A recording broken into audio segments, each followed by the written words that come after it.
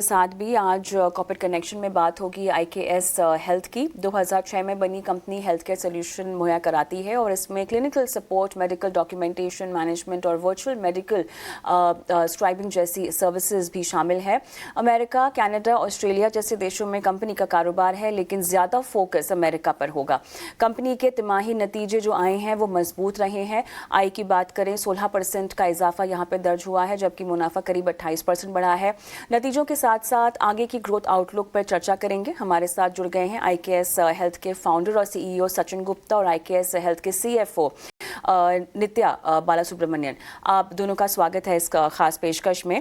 और चलिए पहला सवाल यहाँ पर रेवेन्यूज़ की हम बात करेंगे, जहाँ पे अच्छा खासा 15% का जंप आता हुआ हमें दिखाई दिया है, लेकिन 54% ग्रोथ जो कंपनी ने FY22 से लेकर FY24 में दर्ज की थी, उसके मुकाबले थोड़ा सा यहाँ पे नंबर मिस होता हुआ हमें देखने को मिला है।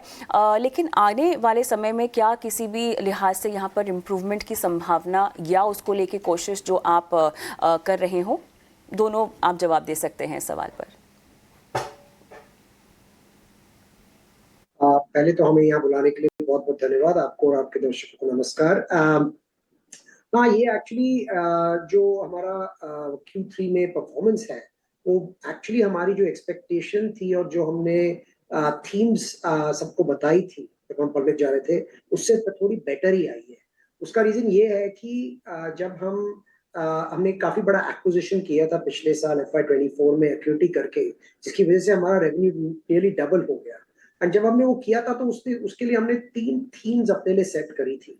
एक, हम एक्यूटी को अच्छे से इंटीग्रेट करेंगे और उस इंटीग्रेशन प्रोसेस में जो उनके ज्यादा छोटे कस्टमर हैं, जिनको हम इतनी वैल्यू नहीं दे पाते हैं और उनसे इतना प्रॉफिट भी नहीं बना पाते हैं, उनको धीरे धीरे हम प्रूव कर देंगे। तो जैसे एक्विजिशन के समय हमारी टोटल कस्टमर बेस 850 कस्टमर की हो गई थी, अब वो 750 की हो गई है। धीरे धीरे हम उसको 500 की तरफ ले जाएंगे एंड उस प्रोसेस में एक्चुअली हमारा रेवेन्यू और बढ़ेगा और प्रॉफिटेबिलिटी उससे भी ज्यादा बढ़ेगी। तो हम ये हमारी एक बहुत बड़ी थीम थी। दूसरी थीम थी कि जो हमने एक्यूटी एक्वायर किया था, हमारे ट्रेडिशनल मार्जिन करीब 37-38% इबिटा थे। एक्यूटी के ट्रेडिशनल मार्जिन 14-15% इबिटा थे। तो हमने जब उनको ब्लेंड किया तो 24% इबिटा हो गया था हमारा ब्लेंडेड कंपनी का। और हमारी एक स्ट्रेटेजिक थीम थी कि हम उस इबिटा को, एक्यूटी के मार्जिन को ट्रांसफॉर्म करेंगे आईकेएस के ऑपरेटिंग मॉडल को वहां पे डाल के, which consist of technology and global human capital, और उस तरीके से हम मार्जिन्स को वापस अर्ली टू मिड 30s की तरफ ले जाएंगे। मैं बस एक चीज ऐड करना चाहूंगी कि जब आप 9 मंथ्स और ये क्वार्टर जब आप कंपेयर कर रहे हो, 9 months number are not really comparable because last year we acquired equity in October. So the 9 months numbers are not comparable. Q3 is a comparable number. Starting Q4 as well, you'll start to see more comparable numbers. So in Q3 on an actual comparable base, हमारी growth रही है 16% year on. नित्या, ये बताइएगा, reports है यहाँ पर DOG representatives यहाँ पर काम कर रहे हैं सेंटर फॉर मेडिकेयर और मेडिएट सर्विसेज में, तो इसका impact overall health care industry पे आप कैसे देखती हैं? So if you look at वो लोग क्या बता रहे हैं, they're talking about a lot of waste in the healthcare industry, right? उन्होंने बोला कि there is almost $1 trillion of waste in the healthcare industry. And if you look at IKS, हमारा जो business model है, the entire business model is predicated on trying to reduce that waste by improving efficiencies in these physician groups जो US में है.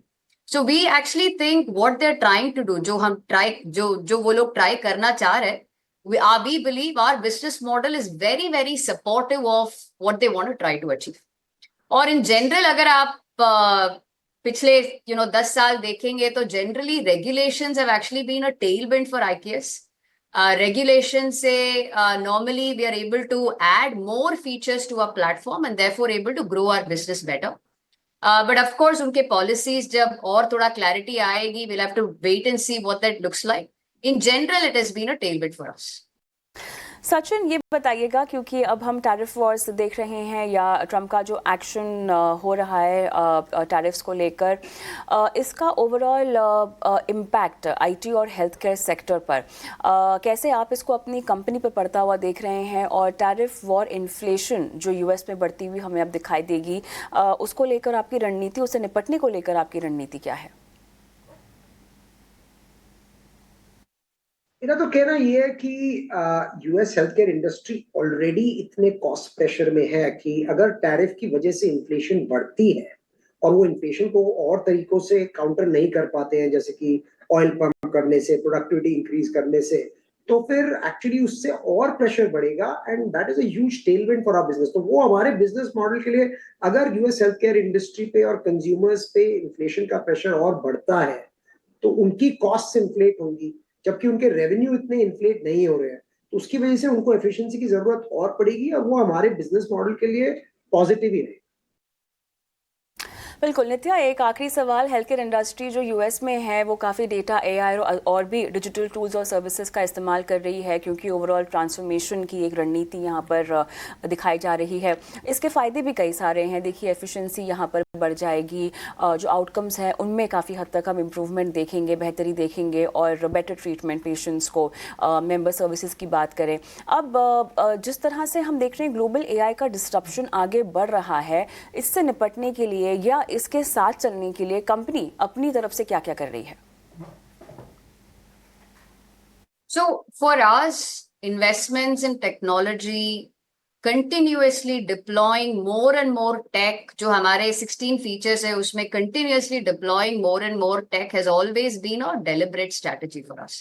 So अगर आप देखेंगे तो इस क्वार्टर में भी we have spent 5% of our revenues on R&D, और हमारा जो R&D है वो पूरा P&L में दिखता है.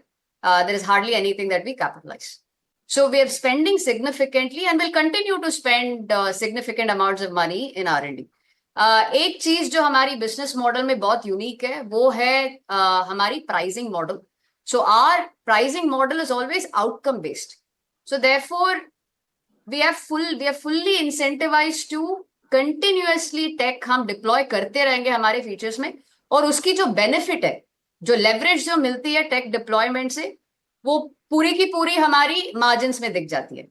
सो ये जो मार्जिन एक्सपेंशन जो है, we have already shown that in the last decade और so, and you will see that as we continue going forward, you will continue to see that tech deployment and the leverage.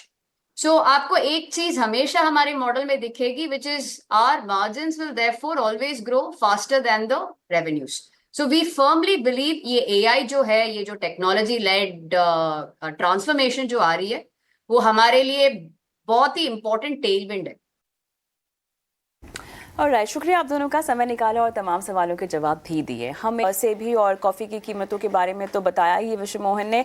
दोनों पर ही सवाल पूछते हैं, समय मेरे पास बहुत कम है. ओवरऑल हेल्थ केयर सेक्टर पर आपकी राय भी जानना चाहेंगे. तो हमारी कवरेज रही है हेल्थ केयर सेक्टर पर, मगर आईकेएस के ऊपर विशेष रूप में टिप्पणी नहीं कर पाएंगे क्योंकि कवरेज नहीं, और इनके कारोबार की मैं अभी टिप्पणी सुन रहा था. टैरिफ्स की एक लटकती तलवार है कविता, अगर ये अमल में आ जाते हैं तो मेरे ख्याल से इनके मार्जिन के ऊपर दबाव पड़ सकता है. ऑलराइट, चलिए गौरांग, धन्यवाद आपका, समय निकाला और तमाम सवालों के जवाब दिए आज शो पर. इसी के साथ मुझे भी